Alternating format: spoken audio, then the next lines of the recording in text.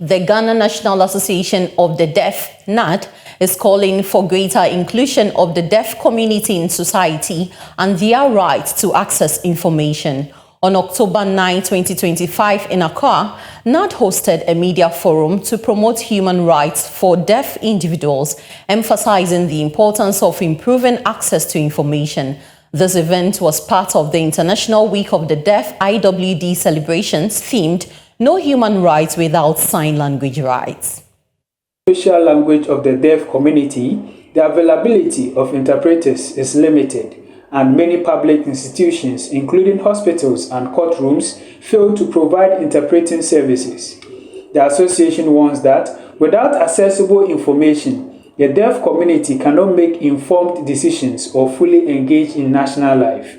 At the event, Dr. Daniel Fobi, a senior lecturer in deaf inclusion education at the University of Winneba, highlighted the media's critical role in advocating for the recognition of sign language rights as human rights. Then to the media, as I have said, you are a mouthpiece. When you agree with us, then we know we are safe. And so we want you to agree with us and join the call to make sign language a human right.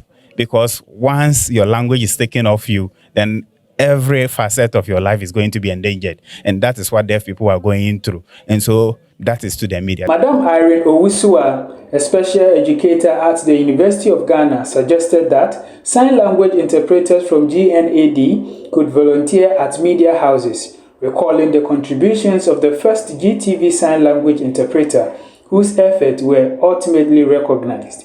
She urged for collaborative initiatives to enhance information access for the deaf. And so for me, I believe that inclusion is very important. Like the engagement we had today, find yourself in a place where nobody understands your language and you also don't understand anybody.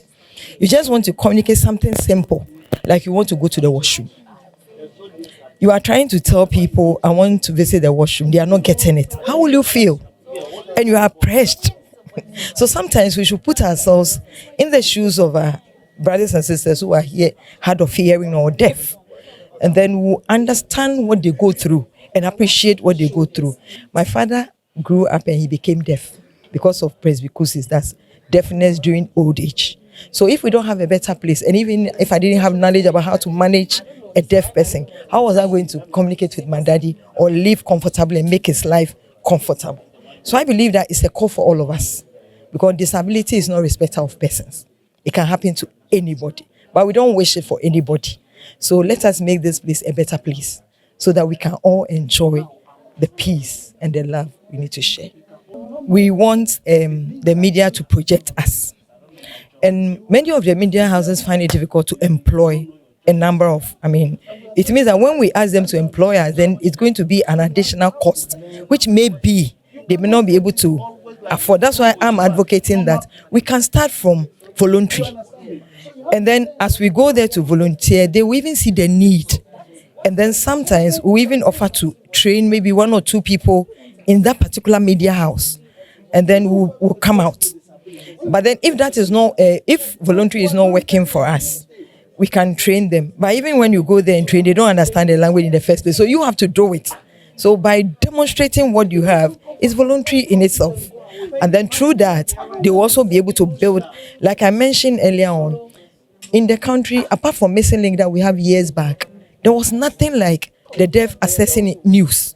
But a colleague of mine who also worked at UG, but he's currently not with us, he volunteered and sacrificed to be on the television space. It was difficult for him for 2 years or 3 years. He was going back and forth. But later he said, okay, just give me the space. I will do it on voluntary basis. And he started. And they saw, got the number of, viewers that were coming in.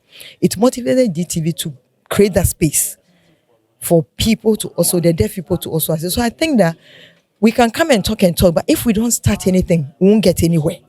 So let's start from there, because we are in a collaboration.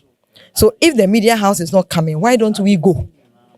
The deaf associations, why don't we set the pace so that they can also fall into it? So I believe that we need to set the pace for them to come to our aid. fine, they can also decide to come. Like we also mentioned in our suggestion that they can also create intensive space for our deaf young men and women to be there so that they will even have a taste of the field. And by that doing, even when their presence there can also motivate our media people to learn the sign language. Because learning the sign language is all about passion. If you don't have the passion, you can't learn it. Mr. Seidu Musa Akugiri, Programs Manager at GNAD, appealed to the government to prioritize information accessibility for deaf individuals by including sign language interpreters in all national events. We want the government to make media information access to deaf people a priority. There are a number of things that we do as a government, but the deaf people are not included. For example, there is an ongoing media briefing by the ministries of Ghana, ministries, telling us what is happening in the country as part of governance is concerned. But we don't usually see sign language interpreters in those programs. It means that deaf persons and hard of hearing people are left out. So we are using this medium to let the media reach out to government to tell them that we are appealing for them to include sign language interpreters in all their programs, especially national events.